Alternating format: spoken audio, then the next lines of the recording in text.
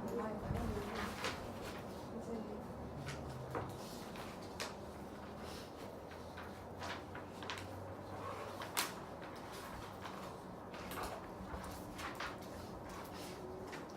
어디 말씀이에요? 언론 언론이요? 52시간 근무의 필요성을 제시하는 부분이에요. 다들 찾으셨나요? 네. 그럼 영향을 미쳤습니다. 할까요? 네.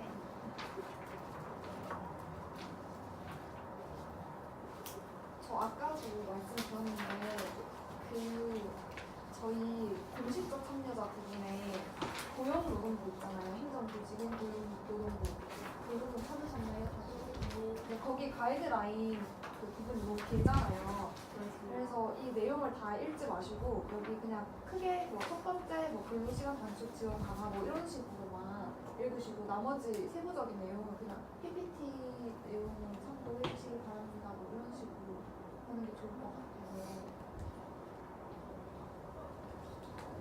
혹시 대본에 대해서 의견 있으신 분 이거 뺐으면 좋겠다 하시는 분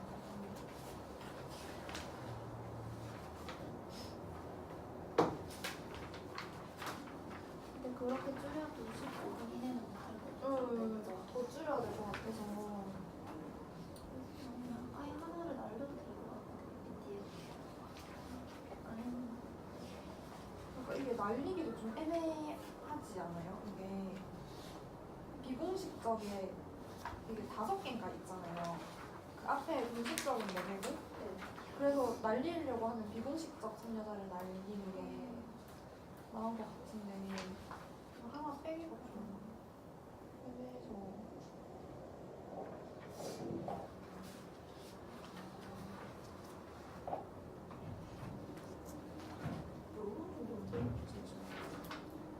근데 여론 빼면 30초밖에 안 쓸 것 같아서 아니 저는 이거 해서 그 뭐지 근로자와 네네. 기업자의 반응에 기업이랑 근로자 이 내용이 앞에 배경이랑 거의 겹치더라고요.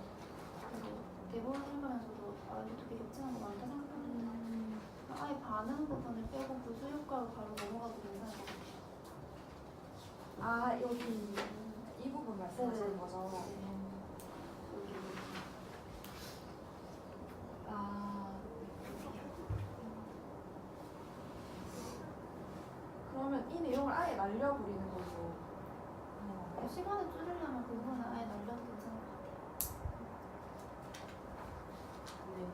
그러면 이거를 빼는 걸로 오늘 날리기.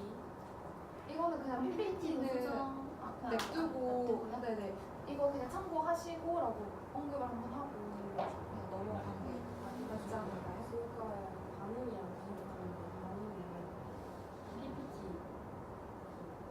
그 다른 분들 생각은 어떠세요? PPT는 냅두고 그냥 네. 그냥 설명 그냥 이거 참고하시고 바로 부수 효과를 알아보겠습니다. 뭐 이런 식으로 넘어가는 게 괜찮아요. 네.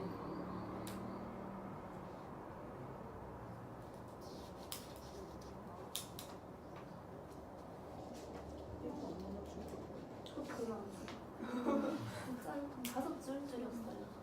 근데 저희가 제일 마지막에 발표해가지고 시간 되게 촉박해요. 15분도 빠졌을 것 같은데. 되게 루스해지니까.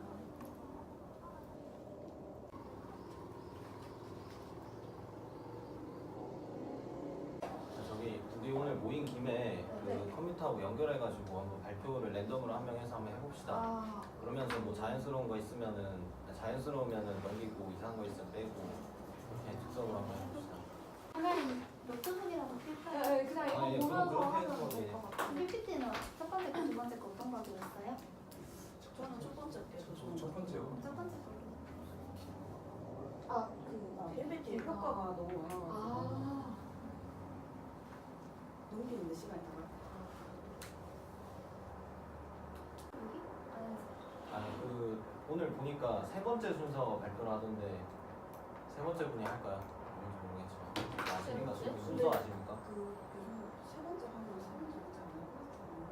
내일 그러니까 오늘은 그냥 모르니까 하시는 아, 거예요. 예, 그냥 어차피 아무나 할 거. 만약에 내일 세 번째 뽑으면 오늘 하는 게 그나마 비유가 아니에요. O랑 E랑 누가 되는데? 오입니다.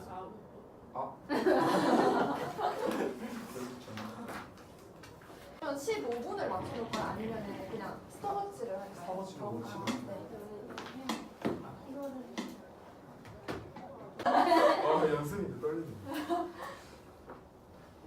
모르겠습니다. 네. 안녕하세요. 발표를 하게 된 오조 박준현입니다.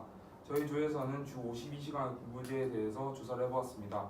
발표에 앞서 녹차를 강력하게 소개하겠습니다. 먼저 주 52시간 근무제가 무엇인지 등장 배경과 내용에 대해서 설명하겠습니다. 또 이 정책이 결정되는 과정에서의 공식적 참여자와 비공식적 참여자는 누구이며 어떤 역할을 수행했는가에 대해서 알아보고 그에 따른 부수 효과는 어떤 것이 있는지 살펴보겠습니다. 마지막으로 주 52시간 근무제의 한계점과 대안점에 대해서 말씀을 드리고 발표를 마치겠습니다. 여러분 혹시 워라벨이라는 단어를 들어보신 적이 있으신가요? 네. 일과 삶의 균형을 일과 삶의 균형을 찾아가자는 의미의 워라벨은 워크라이프 밸런스의 줄임말입니다. 가로 사회에서 벗어나 보장받는 저녁 있는 삶, 이제는 이 시대의 키워드로까지 자리 잡았습니다. 이 워라벨과 주 52시간 근무제가 어떤 관계가 있는지 궁금하시죠? 주 52시간 근무제가 무엇인지 또 어떻게 등장하게 된 것인지에 대해서 살펴보겠습니다. 근로기준법 제50조에 따르면 법정 근로시간은 휴게시간을 제외한 일주 40시간, 즉 1일 8시간입니다. 또 법정 연장 근로시간은 근로기준법 제53조에 따르면 노사가 합의하면 일주에 12시간까지 연장할 수 있다고 명시되어 있습니다. 여기서 문제는 일주의 개념이 무엇이냐는 겁니다. 아래의 표를 참고하면 근로기준법 개정 전에는 일주일을 월요일부터 금요일까지로 해석해 평일 5일간 연장 근무 12시간을 포함하여 52시간까지 근로를 할 수 있다는 것이었습니다. 이 해석에 따르면 토, 일, 요일에 근무하는 경우에는 일주에 포함되지 않게 됩니다.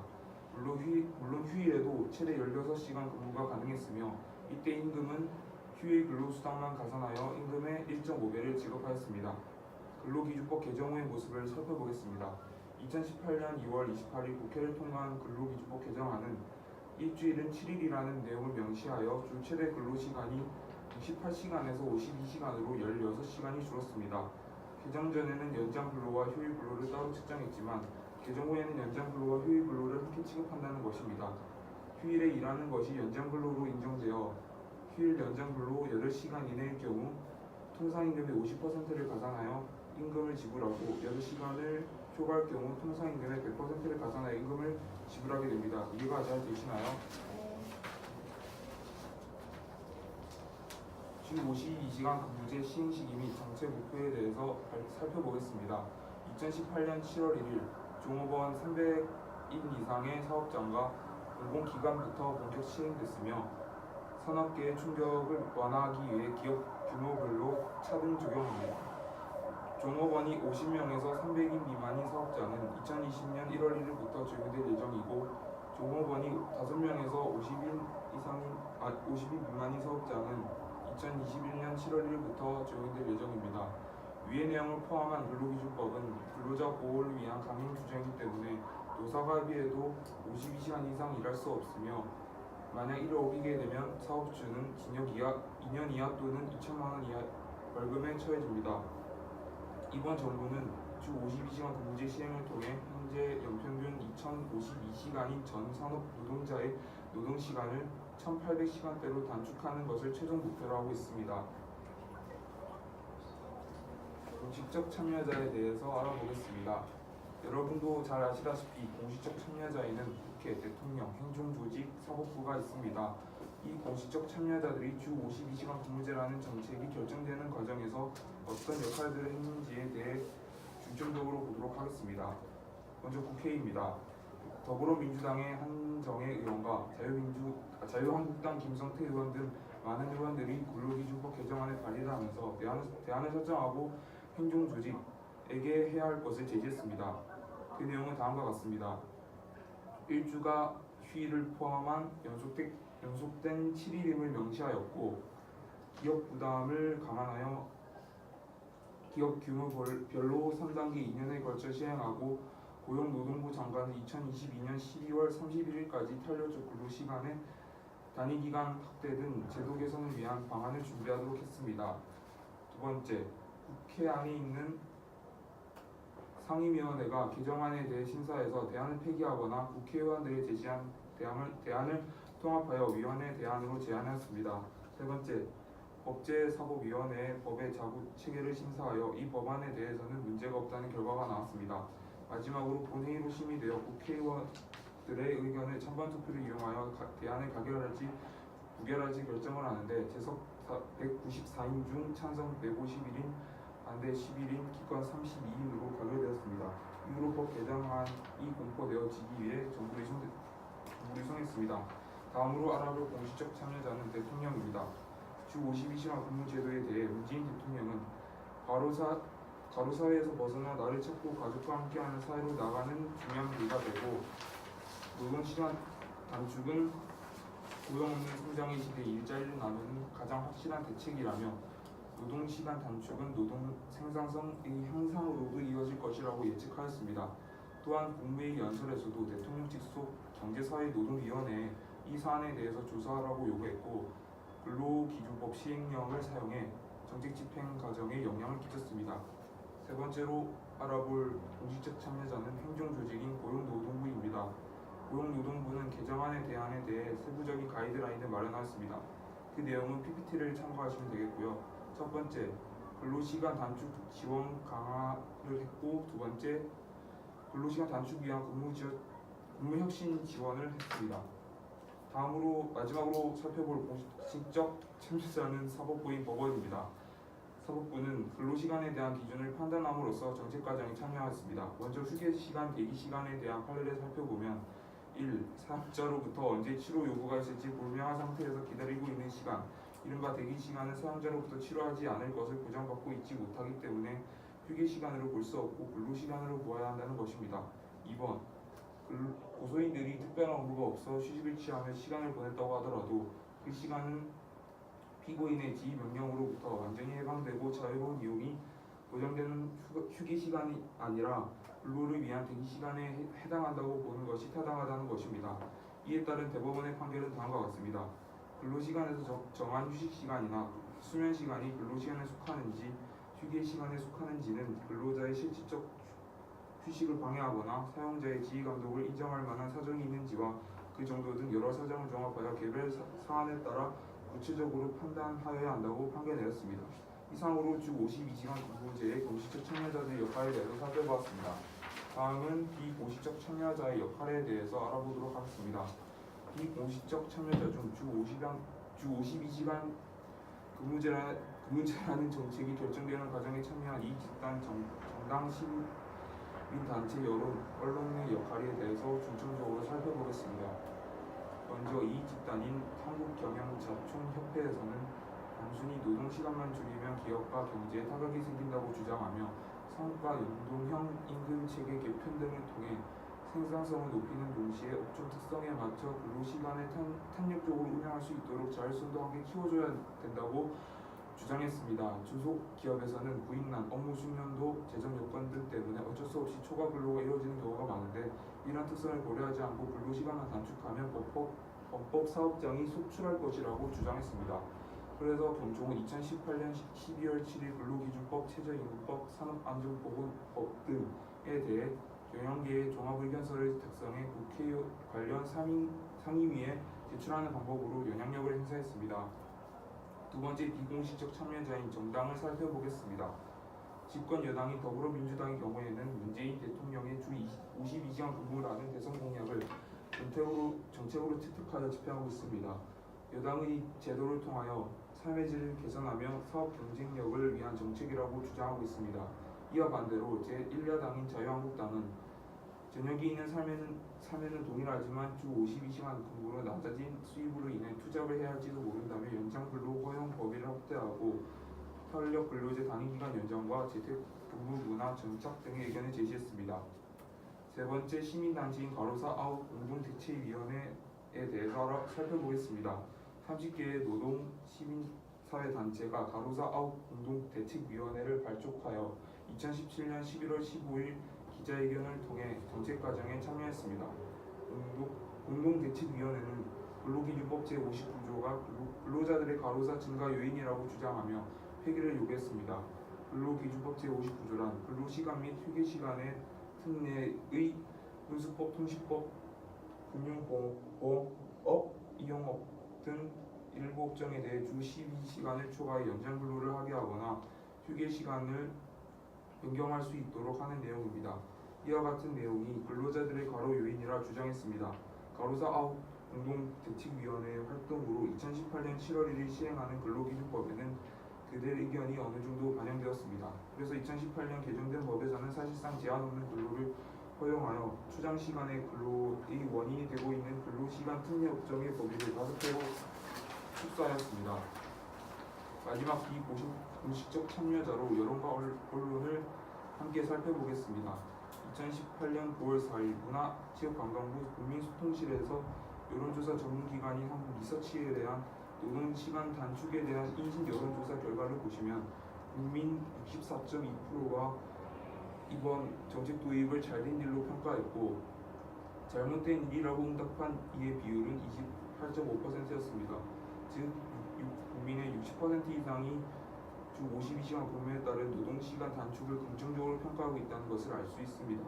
정책 과정에서 여론 형성의 출발점이 되는 언론은 근로기준법 개정 과정에서 주 52시간 근무의 필요성에 제시하며 정책 의제 설정에 영향을 미쳤습니다. 52시간 근무의 필요성을 제시하며 화면에서도 보시다시피 한국일보는 잃어버린 저녁을 찾아서 월급 1인분, 일은 3인분, 직무관리 없는 한국은 우울이라는 헤드라인을 내걸며 인사와 퇴사로 인한 결혼에도 팀원들이 새로운 인원 추앙 없이 일하다 보면 그것이 그대로 정원이 되는 구조를 비판하는 동시에 근무시간 단축을 옹호하는 내용의 기사를 보도하였습니다. 다른 언론사의 경우도 비슷합니다.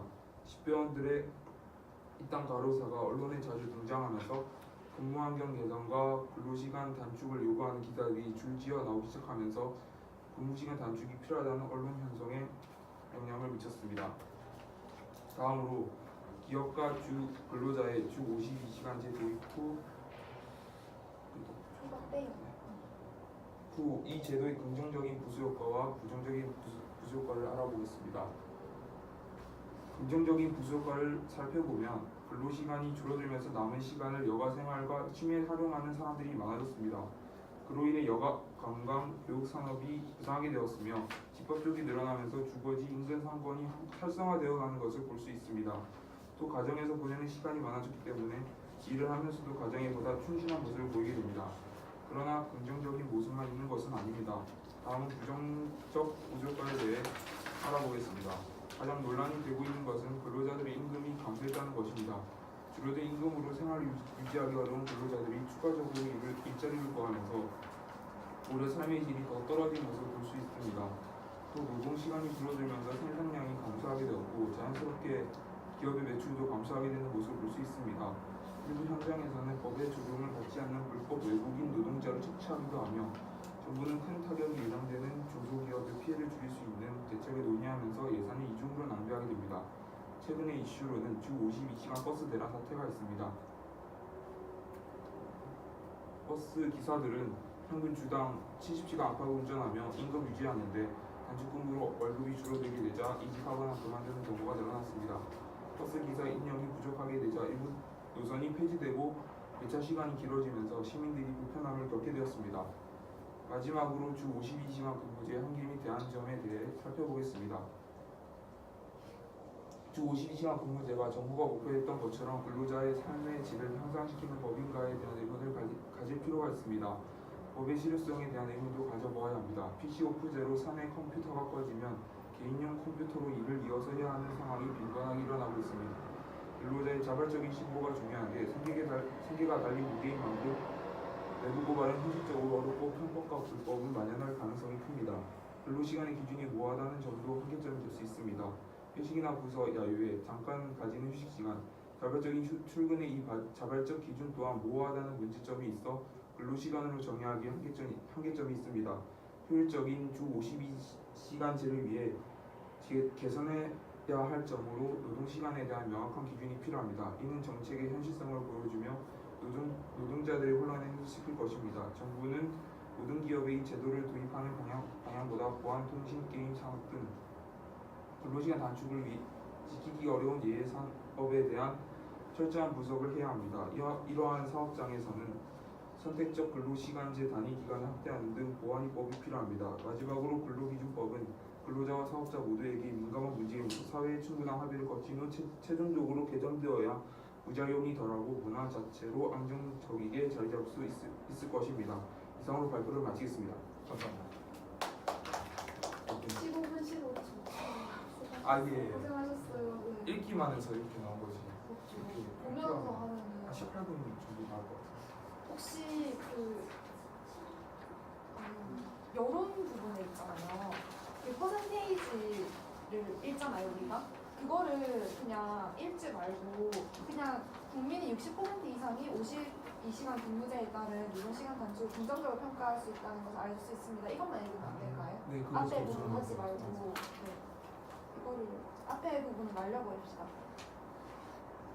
그리고 그 밑에 다른 언론사의 경우도 비슷합니다. 이 부분 아예 빼는 상관없어요. 아, 그 집배원 이야기요? 네, 왜냐면 네. 그 제가 헤드라인만 어차피 보이니까 대충 네. 같은 맥락이라고 다 생각할 것 같아서. 그러면은 그 괄호를 이거는 넣고 집배원 얘기만 빼면 될까요? 다른 언론사의 다른 부분만? 언론사 이거를 빼면 끝까지. 그리고 영향을 미쳤습니다. 괜찮은 것 그러면 같지 될것 않아요? 같아요. 네.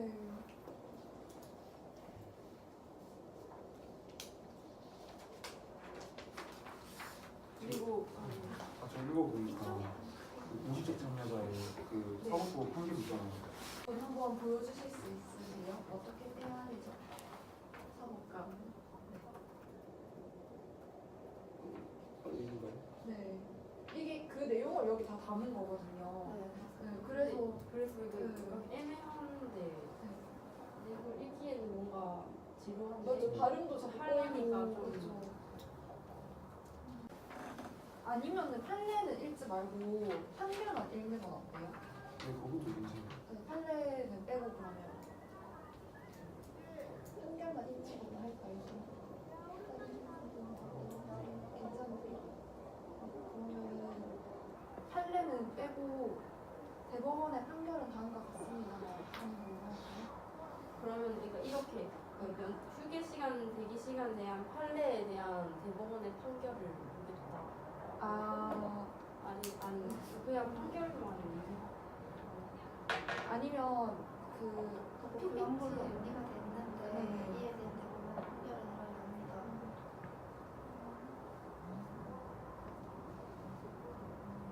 판례에 대해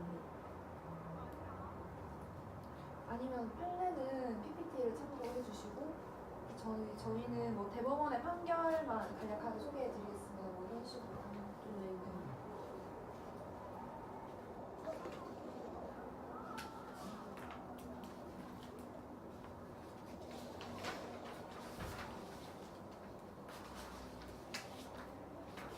그러면 처음부터 다시 한번 볼까요? 빼야 되는 부분? 네. 예린님 아까 예린님 안 계셔가지고 저희끼리 말한 부분이 그 공식적 참여자 부분에 그 행정조직 고용노동부 부분 있잖아요. 거기 내용이 좀 많아가지고 가이드라인 이거 다 안 읽고요. 여기 그냥 첫 번째 뭐 근로시간 단축 지원 강화 뭐 이거랑 두 번째 근로시간 단축을 위한 근무혁신 지원 뭐 이런 식으로 그냥 큰 제목만 읽고 내용은 그냥 PPT 참고해주세요 뭐 이런 식으로 넘어가는 걸 했고요.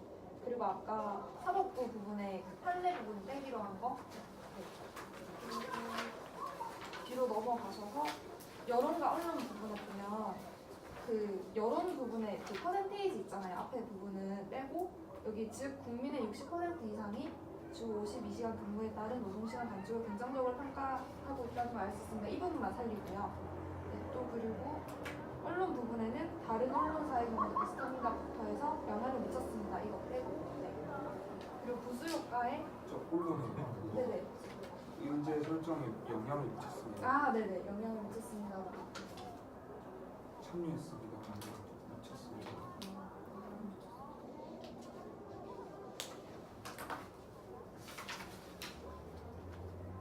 그리고 부수 효과 이거 빼기로 했거든요. 여기 이거 여기 말씀. 네네.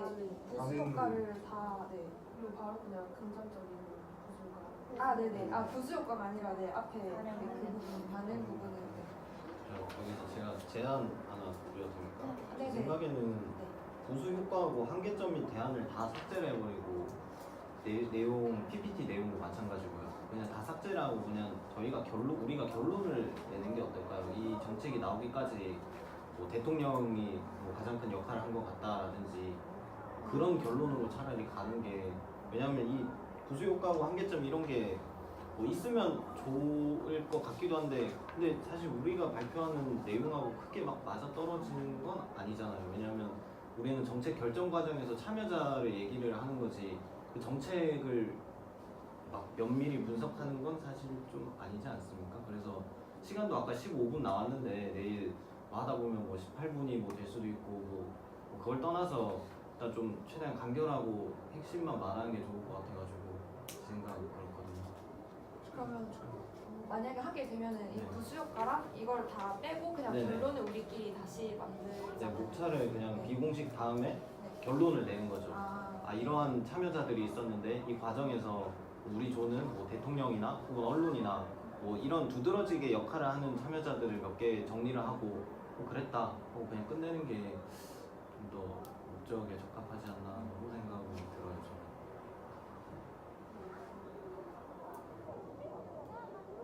저는 만약 그렇게 한다면 어. 부수 효과까지는 하고 한계 및 대안점에서 아예 결론 이렇게 지어가지고 한계 및 대안점을 아예 바꾸는 게 나을 것 같다고 생각해요. 부수 효과까지 살리자고요. 네네. 제 개인적인 생각이었어요.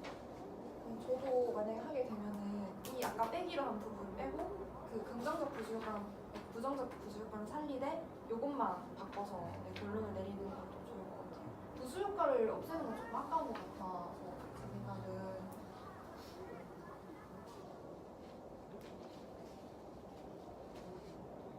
그리고 시민단체 쪽에서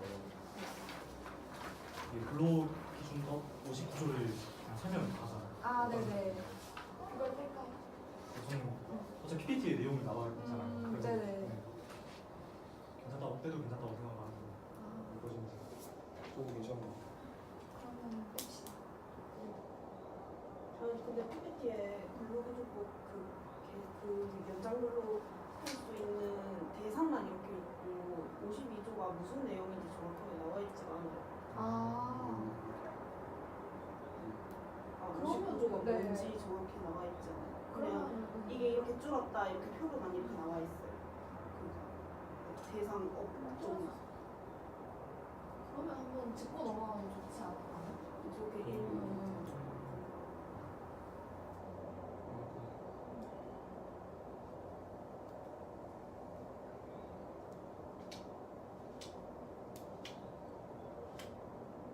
사실 좀 줄이려면 요 밑에 부분 줄이는 게 좋겠다고 생각해요. 감사. 2018년 7월 1일 시행한 근로기준법은 그들의 의견이 어느 정도 반영되었습니다. 그래서 뭐 사실상 세워놓는 뭐 근로를 허용하여 초정부대 연예인되고 이런 것도 있고 이 부분 이게 너무 중요하잖아요. 아, 네네. 아, 그러면 빼게 되면은 여기 2018년 개정된 법에는 이 이 부분을 부분 빼자면 그냥 조금이라도 줄이려면 이 아, 부분을 네. 지키는 게 어차피 여기 반영되었습니다라고 하니까 네. 빼도 상관없을 것 같긴 해요. 결론 보면 아까 전에 말씀하신 대로 지금 해야 되는 거 네, 그거를 몇 개를 지금 선정을 해가지고 뭐 어려운 게 아니니까. 그러면 부수 효과는 살리는 걸로 하는 건가요? 어떻게 하는 건지. 효과 살리는 거 괜찮아요. 효과는 다들 다 다들 살리고 싶어 하는 얘기 거예요. 부수 효과는 괜찮으세요? 그러면은 한계에 대한 한계와 결론을 네네. 바꿔서 네. 그럼 결론 부분은 저희가 앞에서 얘기했던 걸 한번 정리해 주는 걸로 되는 건가요? 네, 그렇게 하면은 좋을 것 같아요.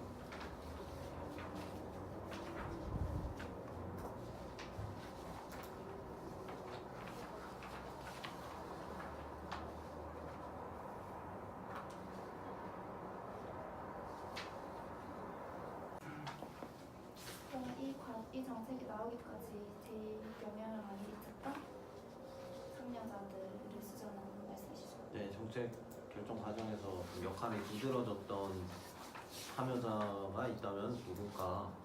그거를 지금 저희끼리 얘기를 해봐야 네, 전 대통령이라고 생각합니다. 저도 대통령령으로 했다고 하니까.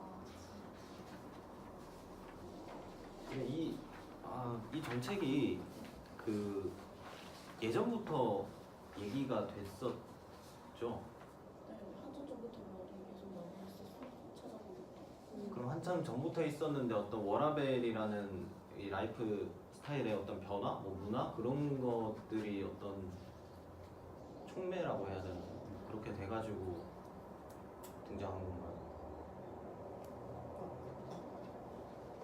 뭐 크게 막 영향력을 끼치는 거. 처음 때 그런 모든 수업을 다 가져다가 저희가 우리나라가 OECD 뭐 시간 뭐 최하위 이런 것도 나오고 집배원들 일단 가로사가 언론에 계속 등장하고 그러면서 이제 가로가 우리나라에 가로가 너무 만연하다 뭐 이렇게 해가지고 그게 약간 터지면서 이렇게 그런 걸 알고 있어요.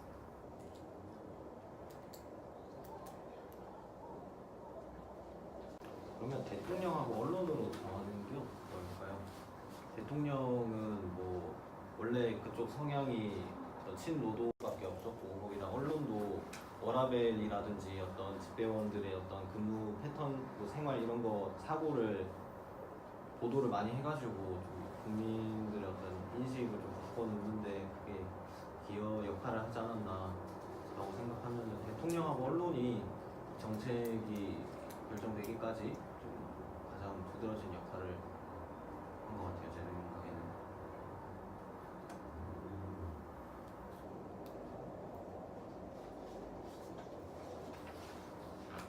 이거 정리를 어떻게 해야 하죠?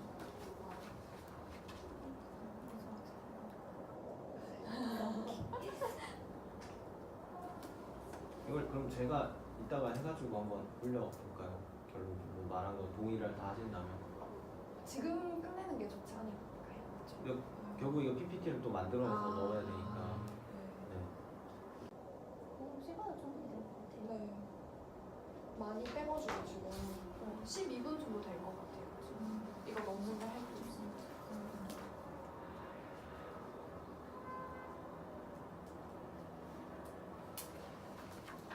혹시 각자 그 PPT 넘기는 부분 이런 거는 체크해가지고 연습을 좀 수치 하시는 게 걸리시면 편하실 것 같아요.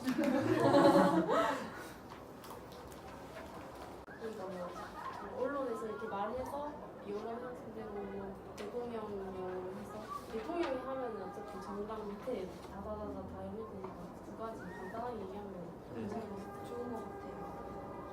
아, 저 궁금한 게 있는데요. 그 비공식 참여자 조사, 저 이런 건 이해가 잘 안 돼가지고 그러니까 사실상 제한 없는 근로를 허용한다는 말이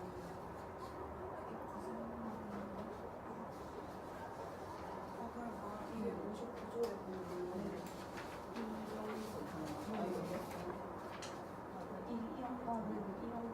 이런 부분이 법정에 대해서는 연장 근로를 12시간 이상 더 할 수 있게 허용할 수 있다고 법이 이렇게 돼 있어요.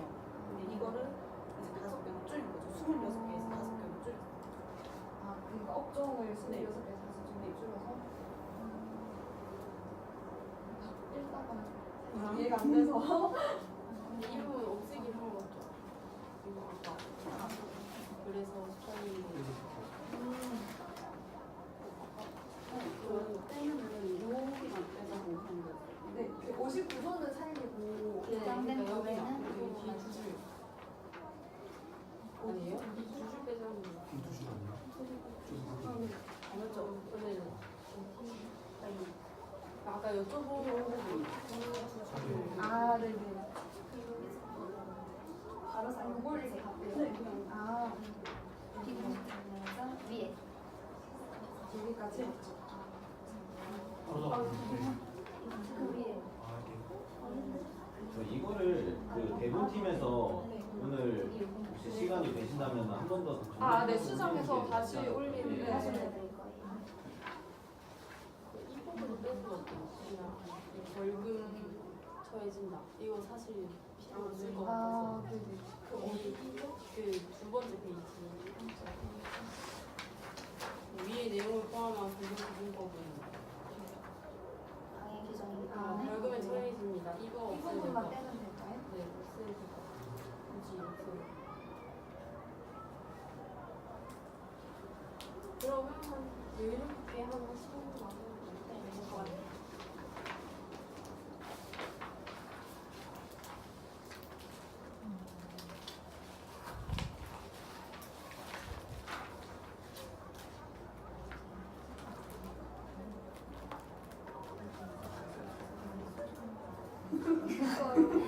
아무도 안 되는